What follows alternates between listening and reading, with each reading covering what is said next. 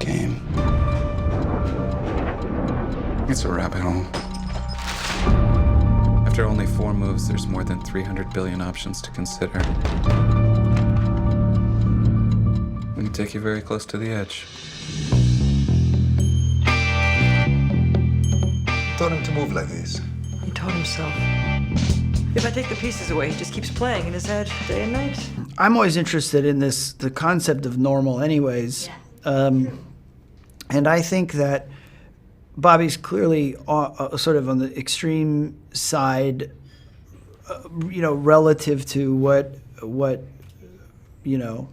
mean, I can't say our, but my perception of normal is.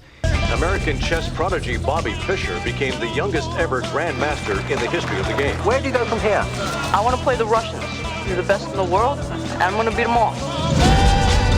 Fischer mania is taking the country by storm. My next guest, Mr. Bobby Fischer. I'm fascinated by the brilliant mind aspect. Yeah. And the how do you, treat that kind of a person to try to make them, be okay in the world, but then the line that really hit me was, treating him and giving him medication would be like cement, pouring cement down a hole. That's a tricky one, You talk about genius, and in some ways you sort of want to let it be what it's going to be, but it can also devour you, which it did to him, I believe.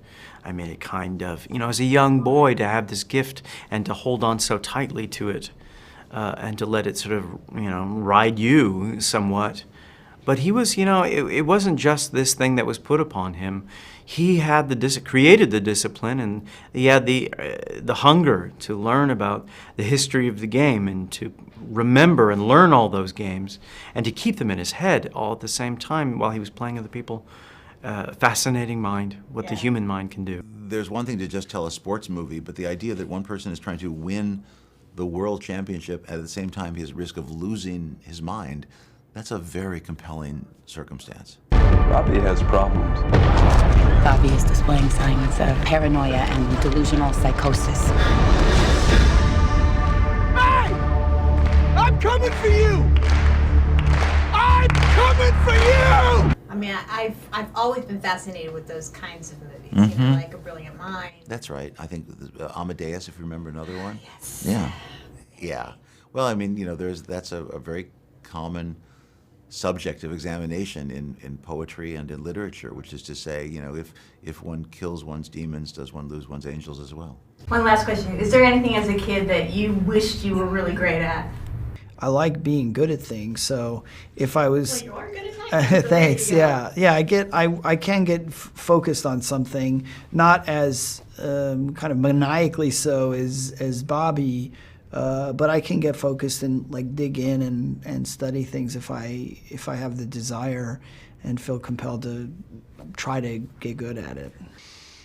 Sure, we all had things that we wished we were great at or, better at or, all those things. I was one of those kids that if I wasn't talented enough to actually play on the team, I would want to be the manager so I could be around it. Well, besides wanting to be shortstop for the Chicago Cubs, but that was revealed pretty quickly that wasn't going to be it. It often occurred to me that maybe I could have a life in the movies, and apparently that worked out a little bit better than the baseball dream. People think there are all these options, but in the end, there's no place to go. Bobby! He might crack. Bobby won't crack. He will explode.